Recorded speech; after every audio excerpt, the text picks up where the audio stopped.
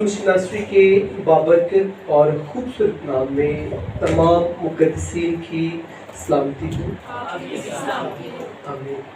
हर रोज़ हम एक ख़ास विजन के तहत हम यीशु की हजूरी में आते हैं डेली, और जो विजन खुदा ने हमें दिया है, जिस रोया के तहत हम यीशु की हजूरी में आते हैं, उसे समझना, उस विजन को समझना हम सब के लिए बहुत ज़रूरी है।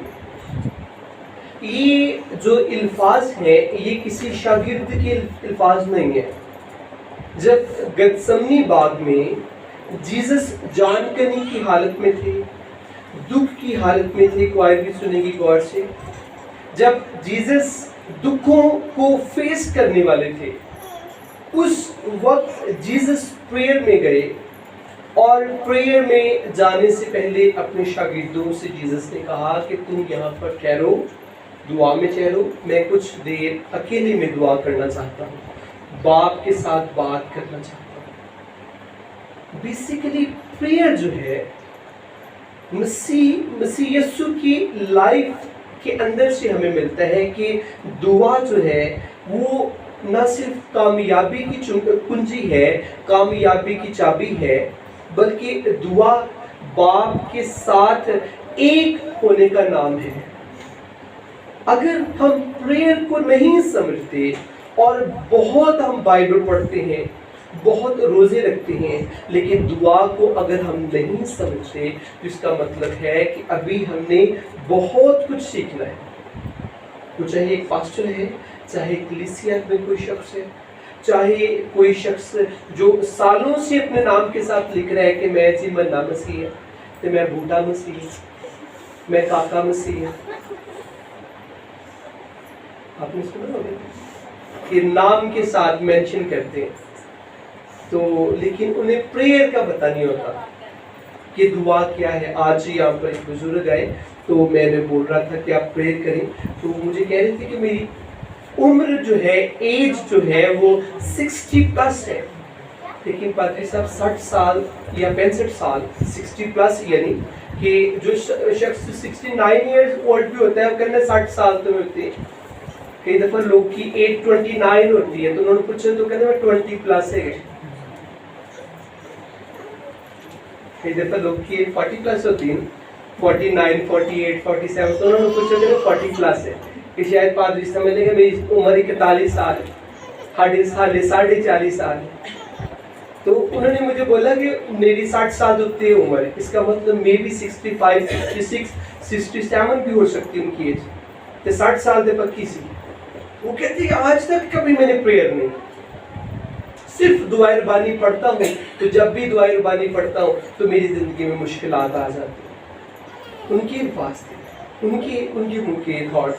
रीज़न क्या थी कि वो मसीह को नहीं जानते और वो दरबारों पर जाते थे, और दरबारों पर जाने की वजह से उनकी लाइफ के अंदर प्रेयर जो है, उस प्रेयर की ताकत नहीं है, प्रेयर को उन्होंने समझा ही नहीं है, और प्रेयर को हमें सिखाया भी नहीं गया। ये भी एक ख़ास, मैं समझता हूँ, एक खला है हमारी क्रिश्चियनिटी के अंदर, हमारी चर्चेस के अंदर नीड है प्रेयर को सीखना, लेकिन इस नीड को पूरा नहीं किया जाता। और मुझे बड़ी अच्छी तरह याद है, मुझे बोला गया था मिसेस गुरम ने आज से कई हफ्ते पहले, पाम संडे से पहले, कि आप सर हमें सिखाएं कि प्रेयर क्या है, कैसे करनी है।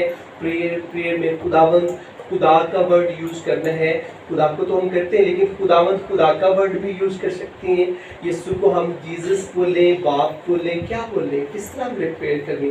तो आज से हमारा ये सेशन स्टार्ट हो चुका है, हम सारी चीज़ें सीखेंगे, लेकिन एक दिन में चूँकि नहीं सीख सकते, हम इसकी बेसिक चीज़ों से स्टार्ट करेंगे। फर्स्ट ऑफ ऑल, जीसस ने अपने शागिर्दों को, डिसाइपल्स को गतसमनी बाग में ये नहीं कहा कि तुम मेरे पीछे वर्शिप करो, मैं प्रे करता हूं तुम वर्शिप करो। इस लॉजिक को समझना है कि जीसस ने कहा कि तुम प्रेयर करो, और वर्ड जो जीसस की जुबान मुबारका से निकले वो ये थे कि जागो और दुआ करो ताकि आजमाइश में ना पड़ो। پریئر جو ہے یہ ہمیں آزمائشوں سے بچاتی ہے. آج بیٹا مجھے آئزیک بول رہا تھا بھائی ہمارا جو چینل ہے ہارمونیم ٹیچر آفیشل اس کے تعلق سے بول رہا تھا تو مجھے خدا پاک نے میں یہاں پر بیٹھا تو مجھے خدا پاک نے کہا کہ پریشان نہیں ہونا سیڈ نہیں ہونا. اور میں سمجھتا ہوں کہ کئی دفعہ ایک بڑی آزمائش سے خدا ہمیں بچا رہا ہوتا ہے, ایک بڑے لاس سے خدا ہمیں بچا رہا ہوتا ہے اور اس کے لیے کچھ کام خدا ہونے دیتا ہے. خدا کا یہ مقصد تھا کہ پطرس جو ہے وہ رسول ہے, میں نے اسے رسالت کی خدمت دی ہے, لیکن خدا کا مقصد تھا کہ وہ ایک دفعہ جیل میں جائے, بیڑیوں میں جائے, وہاں پر میں کام کروں گا. اور بائبل میں لکھا ہے کہ جب پیٹر جیل میں تھا, قید میں تھا, تو پیچھے ایماندار دعا کر رہے تھے اور جو قید خانہ کی نیو تھی, بنیاد تھی, وہ ہل گئی. کیا پاور تھی پریئر کے اندر, کیا قوت تھی پریئر کے اندر.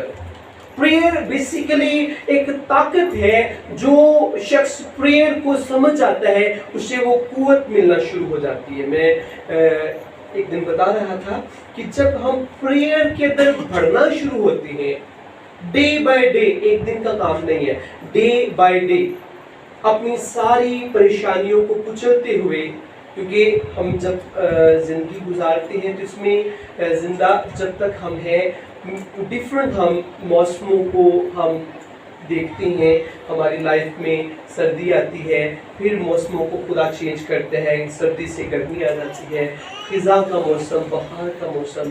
موسموں کی تبدیلی کے ساتھ ساتھ ہماری لائف کے اندر فزیکلی پرابلمس بھی آتی ہیں.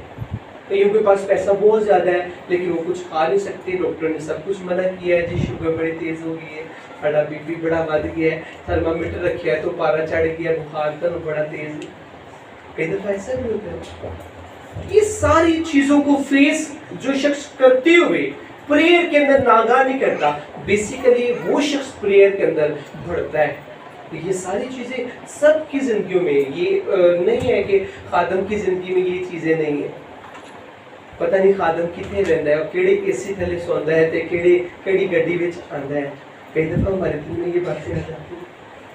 لیکن ہر شخص کی لائف کے اندر جو شخص مسیح کے ساتھ زندگی گزارتا ہے, یاد رکھیں اس بات کو, اس کی زندگی کے اندر دکھ, مصیبتیں, تکلیفیں یہ ہماری زندگی کا ایک حصہ ہے, اس سے ہم بھاگ نہیں سکتے. لیکن اگر کوئی بیٹی, کوئی بیٹا ان دکھوں کو, مصیبتوں کو, پریشانیوں کو, بائبل کہتی ہے صادقوں کی مصیبتیں بہت ہیں, تو کیا ہم نے مصیبتوں کو دیکھ کر دعا کرنا چھوڑ دینی ہے؟ تو 6 مہینے آپ دعا ہی نہیں کرنی ہے, سانو کی مصیبتیں بڑی ہیں, ساڑھے کرنا سے درد ہوگی, ہماری باڈی کے اندر بھی پرابلمس پیدا ہو جاتی ہیں. لیکن وہ ایک جگہ پر ہے. ایک دن مجھے خدا پاک نے میرے ساتھ یہ کلام کیا کافی وقت پہلے کہ تو بیزی ہے, یہ تیرا معاملہ ہے, تو نے مجھے پورا ٹائم دینا ہے. اگر تو مجھے پورا ٹائم نہیں دے گا تو مسا میں تو ویک ہو جائے گا. مسا جو ہے وہ تیری زندگی میں تھرمامیٹر کی طرح وہ کم ہونا شروع ہو جائے گا. تو بیزی ہے, منادی کرتا ہے, شفٹنگ کر رہا ہے, کچھ بھی ہے, جیسے بھی ہے, لیکن مجھے تیرا بیسٹ چاہیے. بیسٹ ٹائم تو نے مجھے دینا ہے, نیند کی قربانی تو نے دینی ہے, تو نے جاگنا ہے, تو نے میرے قدموں میں آنا ہے. یہ بڑی ضروری چیز ہے. یسوع نے بھی اپنے شاگردوں کو بولا کہ جاگو, میری خاطر جاگو. اور جاگنے کے ساتھ ساتھ یسوع, کئی دفعہ ہم جاگتے ہیں لیکن ہمارے بہت سارے, نہ صرف بچے بلکہ جوان بھی موبائل کو یوز کرنے کے لیے جاگتے ہیں. انہوں نے نیند بالکل نہیں آتی, ساری رات موبائل یوز کرتے ہیں, ٹیلی ویژن دیکھتے ہیں, LCDs دیکھتے ہیں, نیٹ یوز کرتے ہیں. لیکن بائبل میں جیسس نے اپنے ڈسائپلز سے کہا کہ جاگو اور دعا کرو. بیسیکلی ہمیں پریئر کے لیے جاگنا ہے. پریئر ہمیں آزمائشوں سے بچاتی ہے. پریئر جو ہے منہ سے دعا میں نکلے ہوئے الفاظ جو ہیں وہ قائم ہوتے ہیں. اور جب آپ ڈیلی پریئر کرتے رہتے ہیں تو آپ کے منہ سے نکلنے والے الفاظ جو ہیں ان کے اندر ایک ورت بن جاتی ہے, ان الفاظوں کی ورت بن جاتی ہے. پھر وہ الفاظ جو ہیں وہ قائم ہونا شروع ہو جاتے ہیں. آہستہ آہستہ ان الفاظوں کی ایک شیپ بن جاتی ہے. اور پھر جب وہ شیپ روحانی ہو جاتی ہے پھر وہ الفاظ فضا کو چیرتے ہوئے مسیحا کے حضور پہنچ جاتے ہیں، خدا کے پاس پہنچ جاتے ہیں۔ پوچھا جائے کیڑا کیڑا دعا کرتا ہے تو سب تو پہلے ہاتھ سارے دیتے ہو، کیڑا کیڑا رات کو دعا کرتا ہے تو سب دے ہاتھ دیتے، صبح میں کیڑا دعا کرتا ہے تو سب دے ہاتھ دیتے۔ لیکن ہم نے یہ سیکھنا ہے کہ پریئر کیسے کرنی ہے، پریئر کیوں کرنی ہے۔ کیا یہ وجہ ہے کہ جیسس نے اس وقت اپنے شاگردوں کو ورشپ کا نہیں کہا یا شریعت کی کتاب پڑھنے کا نہیں کہا؟ جیسس کی حقل میں شریعت کی کتاب پڑھتے تھے، یسایہ نبی کے صحیفہ کو جیسس نے پڑھا، ایک جگہ پر ہمیں ملتا ہے۔ لیکن جیسس نے میں بھی شاگرد جو ہیں وہ یسوع کے ساتھ گتسمنی باغ میں پاک کھانا کھا کر پاک میز سے فری ہو کر وہ گتسمنی باغ میں گئے ہیں۔ ان کے پاس شاید جیسے ہمارے پاس بائبلز ہوتی ہیں میں بھی ان کے پاس شریعت کی بک بھی ہو، لیکن جیسس نے نہیں کہا کہ شریعت کی کتاب پڑھو، یسوع نے نہیں کہا کہ ورشپ کرو، کیونکہ مسیحا جانتا تھا کہ ابھی تم اتنے مضبوط ہو چکے ہو، تم شریعت کی بک بھی پڑھ سکتے ہو، تم ورشپ بھی کر سکتے ہو، لیکن پریئر جو ہے وہ سب سے ڈیفرنٹ کام ہے۔